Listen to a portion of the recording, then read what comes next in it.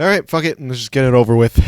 So Flight Risk is about a pilot played by Mark Wahlberg who is transporting an air marshal played by Michelle Dockery and a fugitive played by Topher Grace so that the fugitive may testify against the mob boss whom he was associated with.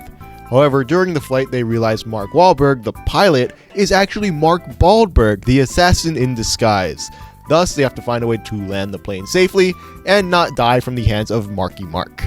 Okay, so this is a trailer that's been haunting me for months. It's this and that fucking Wolfman trailer that's been, I just knocked the backdrop for my video. It's both this trailer and the Wolfman one that have not left me alone for the past few months, and I felt a personal sense of obligation to go and see this one because of how often I've seen that damn trailer in front of every single movie for like the past God knows how long. And when the movie opens, I am immediately presented with what looks like an AI-generated image of a snowy motel and a terrible, god-awful looking CGI moose that looks like the Rontos from the Star Wars special editions.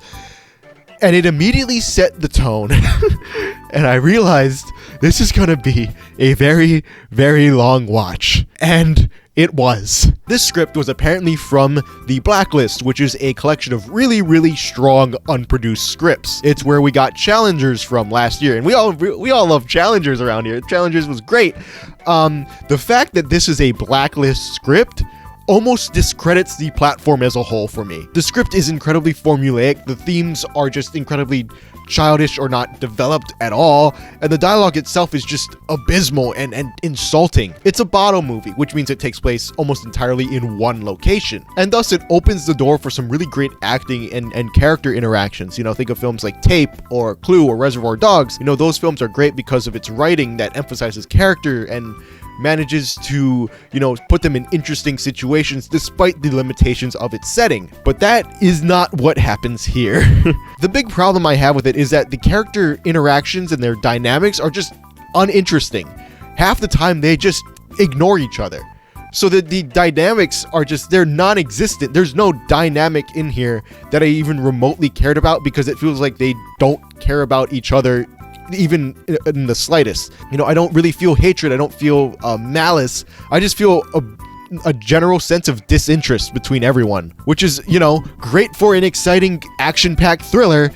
Boredom. Everyone also acts like they're from a completely different movie. When screenwriting professors tell you to make your characters sound distinct, they don't mean to do this. Topher Grace is just by far the worst offender in this, and it pains me to say that because I actually really like him in other things. And he seems like a nice enough guy.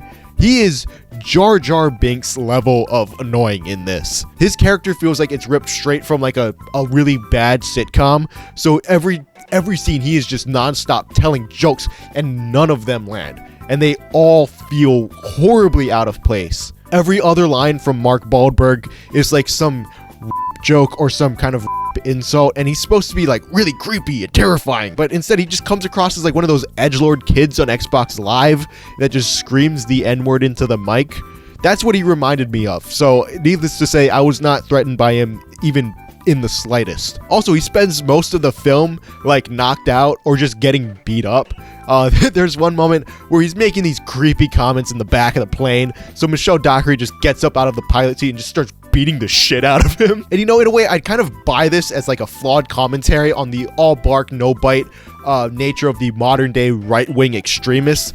If this wasn't directed by Mel Gibson, who is now an ambassador for Hollywood under the Donald Trump administration. So that's not what's going on here at all.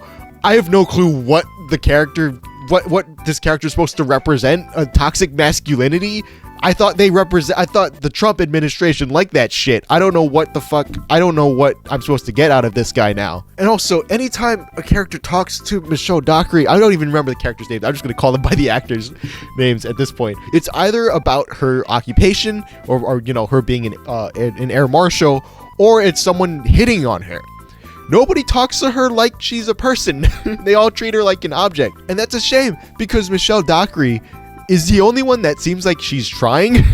Everyone else, she's the only one that's like playing this completely straight and actually taking the situations seriously, but you know, that doesn't work when she's put next to Topher Grace and Mark Wahlberg, who are both doing something radically different from her.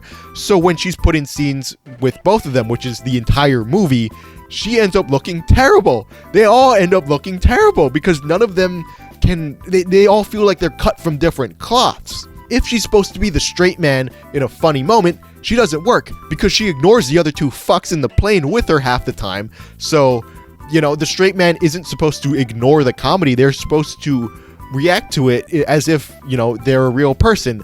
So she doesn't work in a comedic setting. And if this film is supposed to be a tense and dark thriller, then the other two guys don't work because they're treating the whole thing like a joke. Because I don't like the characters in this, I don't care about whether they live or die, and thus the film itself just doesn't work. There's no tension, and if anything, I'm kind of rooting for Mark Wahlberg to kill Topher Grace so he can shut up, but also I don't want to root for him because he's making really creepy jokes the entire time. So I don't know, I'm gonna just let Norm explain what I think of these characters, I guess. Now this might strike some viewers as harsh, but I believe everyone involved in this story should die. I will give the film this. This is the one positive I'll say about it. There was one semi-fun sequence where the plane almost crashes into a snowy mountain and Michelle Dockery has to quickly pull up and try and clear it before they crash.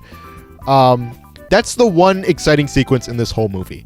And I've seen that done better in other films. This film is just abysmal. Terrible acting, a plot I was not engaged with, no themes for me to chew on, and this is just junk food. And not even junk food that tastes good. It's the black licorice of cinema. I'm giving this film 1 star out of 5. Only reason it doesn't get a half star is because of that one sequence I kind of liked. Otherwise, this is half a star. It's terrible. Absolutely god-awful. Don't support this film. Don't give this film any of your money. Don't rent it. Don't watch it. Don't even watch. Yeah, don't watch it out of curiosity. Don't hate watch this. It's just bad. It's just terrible. But yeah, that's it.